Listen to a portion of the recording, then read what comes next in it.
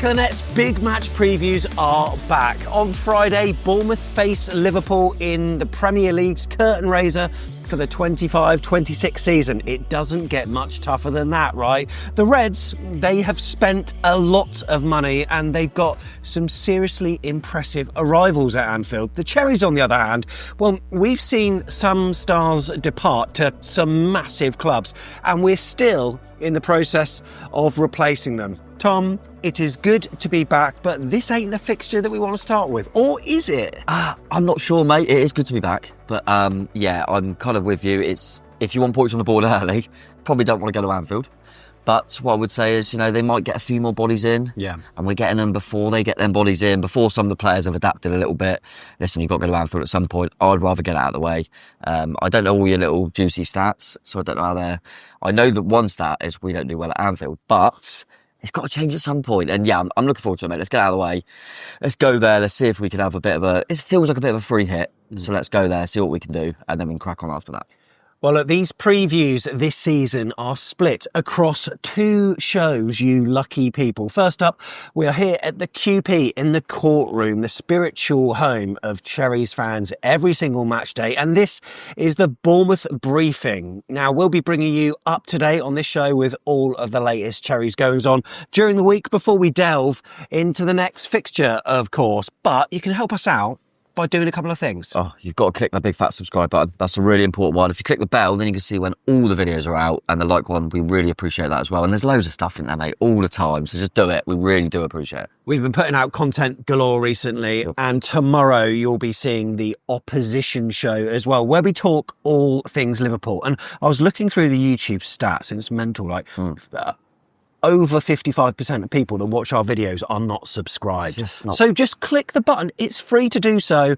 And look, you don't have to tell everyone that you're a Bournemouth subscriber. You can put your YouTube subscribes on private, so it can be your guilty little pleasure. A little dirty little secret. But in the next show, we'll be talking about what we can expect from the Liverpool side and how they might fare against us with some predictions as well. So 2 shows, 1 podcast, both of them will go on the same recording. You are some lucky, lucky people. Right, let's catch up on the week at AFC Bournemouth then. And Thomas, yesterday, Bafode Diakité, he's over the line, finally. Come on. I've always said, what a player. Have you? Oh, no, it's an exciting one though, isn't it? I think we looked at, obviously Dino went a while ago, Zaba's now gone. And we're probably hoping for another centre-half, but we've been waiting. This was one that was rumoured quite early.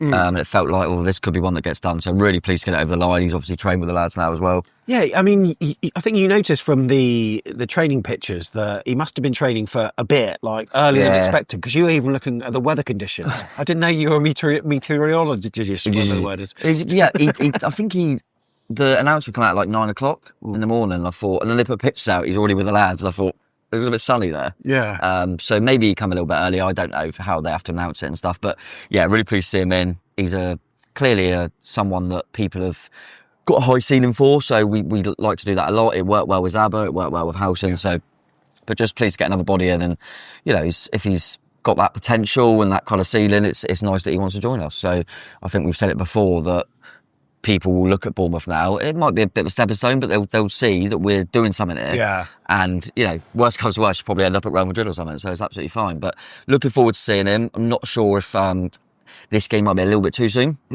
But we'll have to wait and see. But it's good to get it over the line, mate, because we were desperate for a centre-back. So it's Lille he was signed for, 24 years of age. As we've said on previous videos, featured 107 times for them in all competitions. Previously, he was at Toulouse. He actually made his Ligue 1 debut at the ripe old age of 17. So, yeah, Thiago Pinto on afcb.co.uk, he said, we're thrilled to welcome Bafode to the club. He's someone that has already played a lot of games despite being very early on in his career, and his ambition is something that matches that of the club very well. Now, in terms of Bafode, what he said was, I'm really happy to be here and I'm very excited to start with the team. I know the coach has great ideas, which enables us to play well in the Premier League. Now I'm at the club, it's an opportunity to show how I can help the team going forward. I'm a defender who likes to have the ball and play with it, and I hope to show my qualities both with and without it. I'll give everything for the team, and I just hope we'll have some great moments together. Diakité is going to wear the number 18. Yeah, that makes sense. For the Cherries. He probably is about 9 times better than Dean Howson. Yeah. So that does make sense. No, I think he wore that at Lille as well. Saw a few pictures. I think I don't know if that's sentimental, but I remember seeing that he was 18 there, so it might be something in that.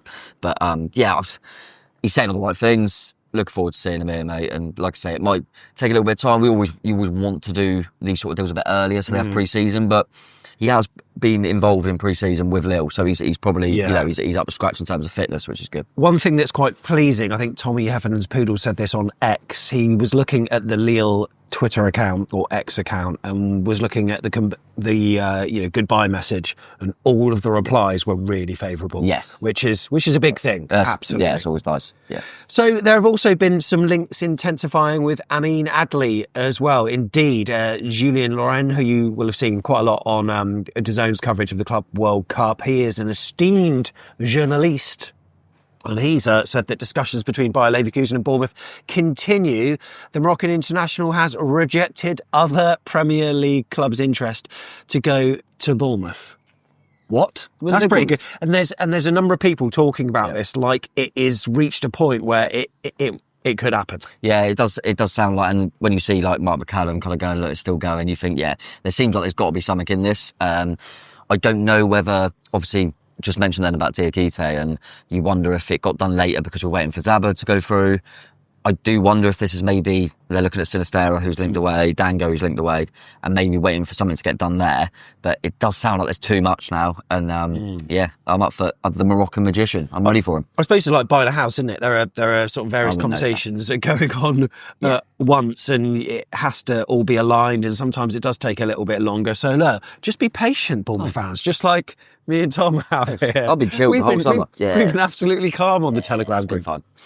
Did you say to me that Adli and Diakité played together? Yes, I believe so. And I saw straight away that, my brother sent me actually, that as soon as Diakité signed, Adli on his Instagram like shared it and was like, oh, he can't wait to join his mate, can he? Oh, no. But yeah, it's all good now. We've lost those players, but now I think, it's looking nice. Like you said, mate, I think every football fan wants to get it done early because you think, get them in pre-season with us, but unfortunately there's a lot of kind of poker and bluffing going on. But it sounds like this one could get done. I'm excited about it. So maybe that will expedite Dango's move to Brentford, which when I say it, it's done. What?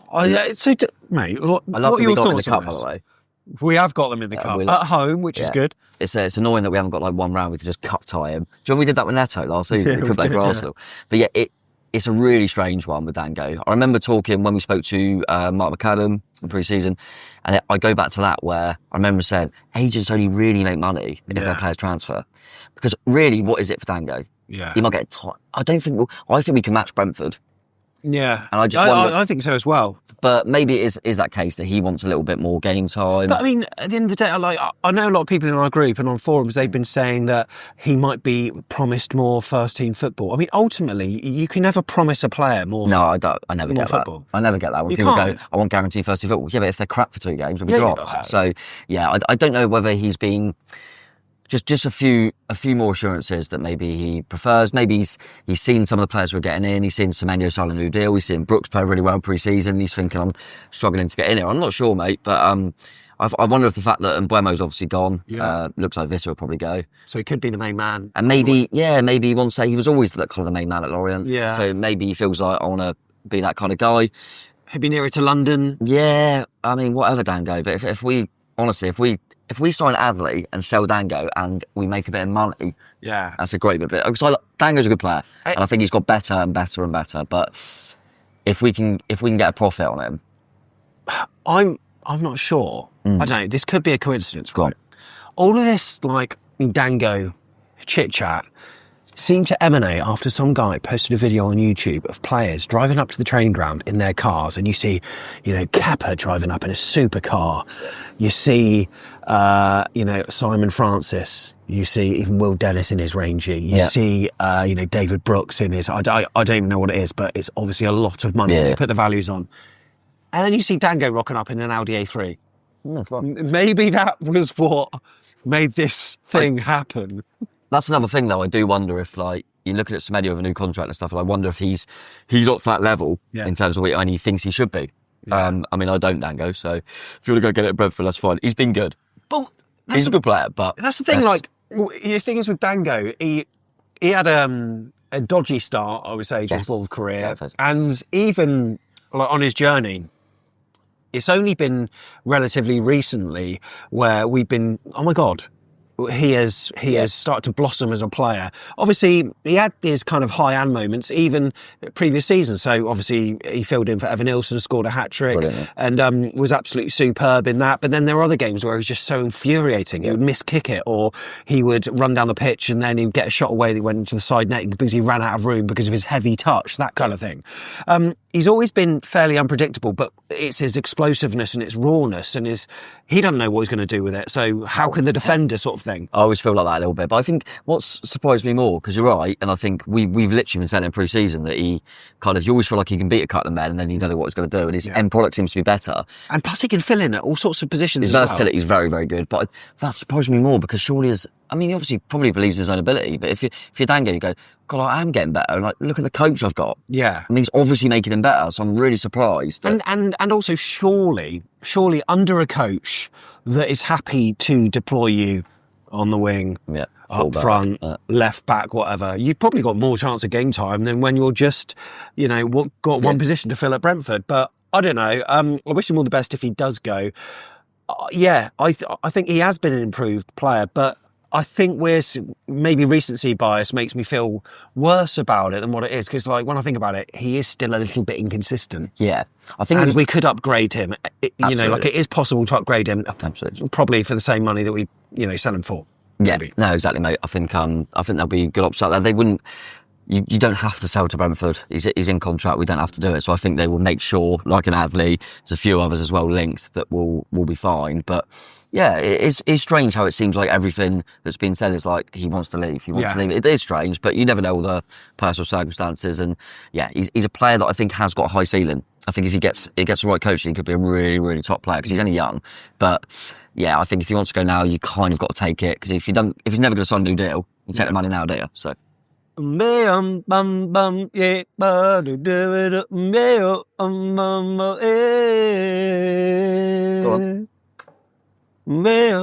Who's that?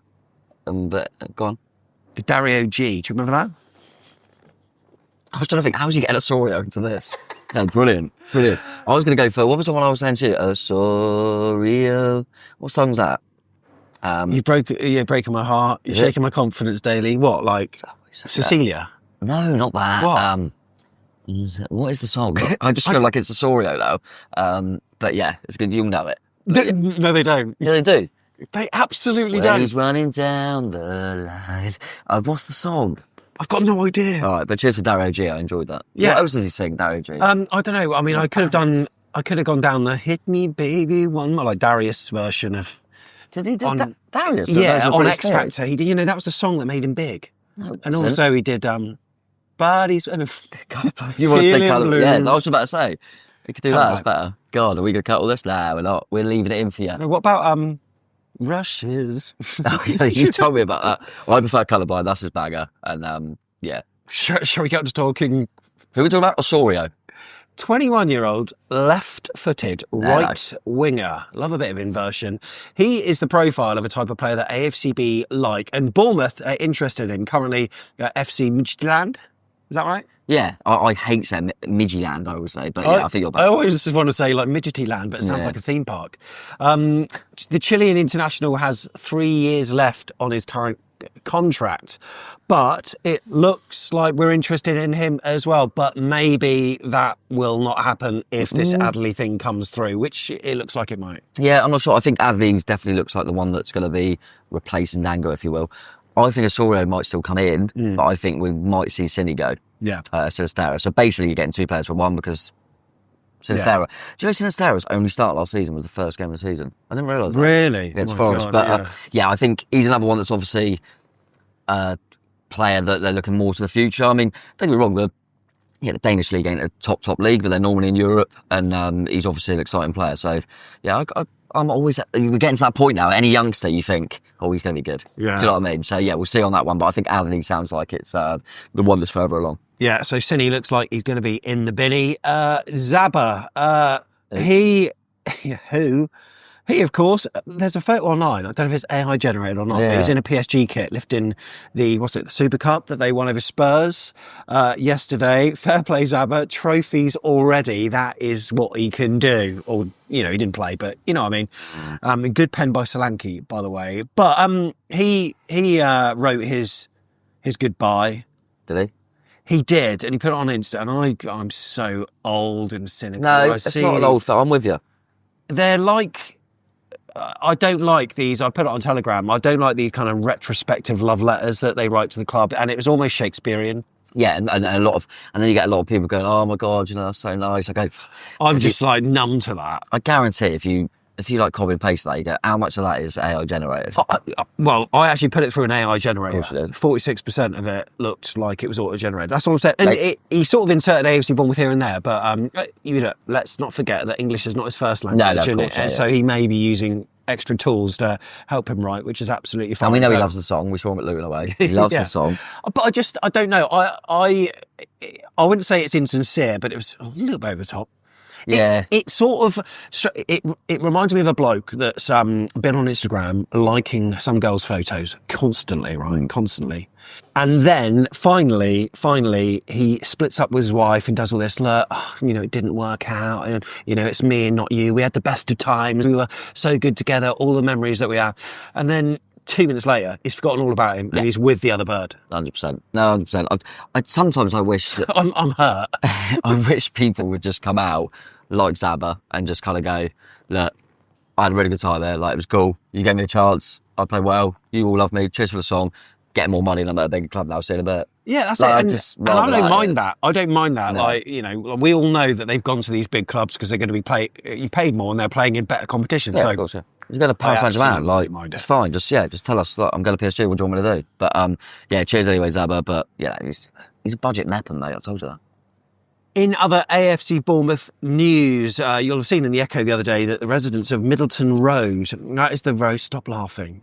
We need to take these guys seriously. And look, I think it's important actually at this point to say, look, just because they have an opinion that's very different to 11,000 of us, doesn't mean they should be castigated or persecuted either online or in the comments, because they have a valid reason to share their dismay at what may or may not happen with regards to the East Stand. And it seems like they're not happy and they call it painful, our plans to expand. Of course, the capacity will be rising from 11,379 to over 20,000. They say that they welcome phase 1, which includes a larger south stand filled in corners and a fan zone. But one thing they don't particularly like is the East Stand. Now, I didn't actually realise. I actually drove down that road the other day and you can see like the top of the East Stand already, which is a bit kind of, it does look quite big.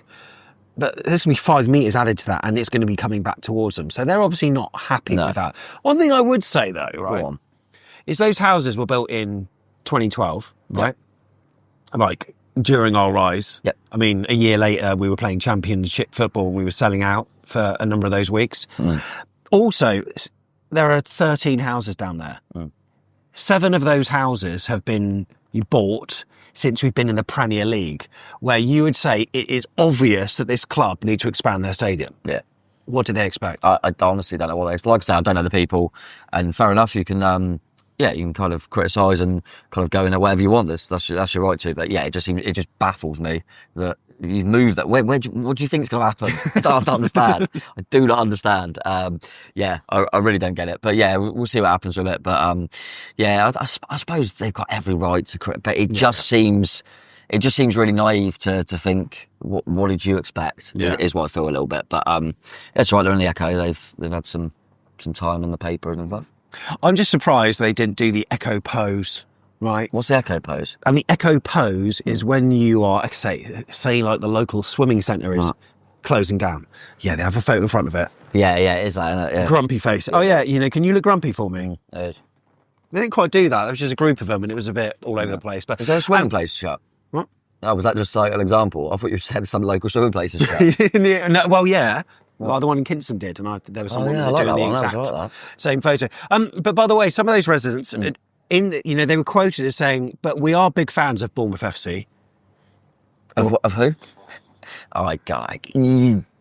But are you? Yeah, I can't support them anymore. That's all we're saying.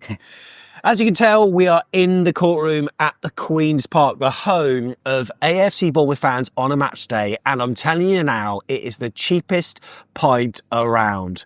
I've actually gone and audited the prices. I saw your price menu from the weekend's game at Dean Court, the friendly, which obviously quite a lot. But yeah, like no matter what you're drinking, this place is the cheapest pint around. So yeah, make sure you get down there. And there's a reason why you should. The raffle, right? Raffle, yeah. Whenever you buy a drink, not water, not tap water, we're not that. You can get a raffle ticket, right? And if you're coming back after the game, then there is going to be the draw being made, and it's two cash prizes, one of £100 and one of £50 as well. But look, we not only encourage you to come in on a Saturday for the match day, because on a Sunday they got a £10 roast, Tom. Yeah. Is that 9? I thought it was 9. £9? Oh, it was 9. I pay 9. Why? I don't know, actually. Oh, have you got one of those little season tickets? Oh, on your phone? Oh, yeah, that's it. A digital not season phone. ticket? No? Digital. Have you got an actual one? Yeah, I can't go. I'm too old. I'm like, I need. I actually like collecting them, so that's a little bit of a bugbear, mate. But yeah, £9 if you're a season ticket holder, but £10 if you're not. I mean, it's still bargain. Good roast as well. Look, and we just want to put out our appreciation to Joe, Rach and the team from the Queen's Park, because they support us as well, and we have the use of this brilliant room. These guys are absolutely fantastic to us. So yeah, show your love back to them if you can. Buy a drink down the QP when you're popping past. All right, this weekend then, we're under no illusions how difficult it's going to be. Our record at Anfield is not particularly great. Liverpool have won 11 of their last 12 Premier League matches against Bournemouth, with the exception being a 1-0 away loss. Of course, we know that was in March 2023. O'Neill ball. Yeah, was that when Salah missed a pen? Oh, yes, he did, yeah. Put it wide. Technically, he missed again, didn't he? He scored the rebound at Anfield. He's actually bad at penalties. He is. Isn't he? Yeah, he is. He's actually really missed the bad. Community Shield as well, didn't he did. Is he good? I think he had a pen. He had a pen in one of the friendlies as well and hit it and blazed it over. Oh, I definitely like it. Yeah, but also Bournemouth have taken just 1 point from 24 available at Liverpool. We'll talk about that game in our next preview show, I'm sure. But yeah, our last 6 visits, you know what the aggregate is? 23-2 to Liverpool. Not a happy hunting ground. But look, let's give you some comfort here. Bournemouth haven't lost their opening league match in any of the last 7 seasons. Hello. The last one before that was a 1-0 away loss at West Bromwich Albion. Do you remember that? Yeah, that's mad, because that's the first time I had to miss a game. Yeah. My dad got married on that day. Did he? I was like, I can't believe you're making me miss the first game. And then he went, you just 1-0 to West Brom. Simon, what you're playing at? But that was the last time we lost on the opening day. Inconsiderate. So yeah, happy days. He's married now. He's not getting married again, so I don't think. So we should be all right. But that's a good record. I didn't realise that we were that good on the first day. How are we getting a result? How? Oh, I'm not sure. No, listen, I think the element of surprise, the fact that they haven't bedded in yet, the fact that there's that surprise factor and that everyone's just thinking Liverpool will win this easy. I think you watch the Community Shield and you see the way Liverpool play, you might get chances on the break. If you're the team that get the first goal, I mean, I say that, I remember the last time we scored there, we scored early. Yeah, that's the worst thing sometimes you can do. I know, but I think, if you catch them, and we got to be clinical, and they've got to have a bit of an off day. It would just be nice to get to half-time at 0-0, which I haven't remembered happening for a long time. Yeah, no, that's true. But yeah, listen, we've got to use that. We spoke a lot about it. We've got to use that fact that everyone thinks Liverpool are just going to tell us over, and we've got to use that to our advantage. You know, let's go out there and go, look, there's no pressure. The pressure on Liverpool, by the way. Yeah. These new players, everyone's expecting them to get even stronger after they just won the league. First game at Anfield. Pressure's all on Liverpool, mate, to go and beat us comfortably. We've got to use that to our advantage. We've done it enough times. And to be honest, Andoni's beaten virtually every team. Yeah. This is the only one he hasn't really had the big boys. I was just thinking then, he has beaten all the big boys. Yeah, he has. So, so why not? I think it'll be really, really tough, but it's a bonus game. It's the first game. Let's go out there with no fear and see what happens. In terms of team news, of course, we know of the players that have departed. In terms of injuries, Lewis Cook and Enis Unal. I mean, Lewis Cook, either way, wouldn't be able to play because he's suspended. And Ryan Christie and Louis Sinisterra and Justin Cliver, they are close to returning, but whether they can be involved, we don't quite know. It'd be nice if they could. It'd be nice if one of them could be named on the bench at least. That would be some encouragement. Even if they're not going to be used, it's almost like a little bit of a boost, isn't it, to know they're an option. But I think, again, it's one of them things where, along with Diakité, it's kind of one of them things where you go, do you need to rush them back for Liverpool away? Because it's going to be bloody difficult regardless. So maybe bend them in a bit more. But we'll see. We don't know how close they are. Right then, let's predict the teams. Come on. Okay, so 4-2-3-1. What have we got then, Tom? No, I'm going to go Petro in goal, Petrovic. Petro. Yeah, nice early game for him. I mean, to be fair, I've seen him once, saved a penalty. Didn't see him concede. No, I'm looking forward to seeing him. I think he'll be in goal. Right to left at the back, I'm going to go Adam Smith, James Hill, Marco Salesi, and Adrien Traffert. Okay. So I think it's going to be a little bit too soon for Diakité, and I think you give Hill and Salesi a chance. I'm going to go Adams and Scott as the two in the middle. Again, it goes back to that kind of Will Christie. He hasn't really played in pre-season. I think if he's named on the bench, then great. I think Brooks has done enough to start. I think he's been one of our best players in pre-season. So I'm going to go him on the right, Semenyo on the left. I'm going to put Tavernier in a 10, but him and Scott could easily change, and then Evan also up front. So I'm happy with that. And like you said, I like to think we can get a few of them doubts on the bench. So Cliver, Christie, and but who knows. Right, do you want to hear our predictions? Hold your horses, wait until the next show. So don't even put them in the comments below. I know one of you will, Chris Hubble. You can do it, Liam? I know you probably will. We've got another show coming out between now and the match. So put your predictions in the next video. But that is our first Bournemouth briefing. Mate, how you feel about it? I don't know. I think it's going to be a very tough one. But you know what? I'm more concerned in the performance than the result. Yeah, I think if we go out there, we show a lot of, we go out there and you think, okay, we're still playing the same patterns. They're just a little bit too good. It's live on Sky, like everyone, like all eyes are going to be on us. That's my concern. I don't. Yeah, that's fine. You can say that, and then normally when eyes are on us, everyone nicks our players. Yeah, so if we have a bad day, we have a bad day. But I think the no fear, the kind of free hit kind of vibe might suit us. So we'll see. Up the Ches, we'll see you in the next one. When you said the element of surprise earlier, I was going to say oxygen. That comedian. I don't know. Chris, someone. Yes. Would you have laughed? No. Okay. Absolutely not.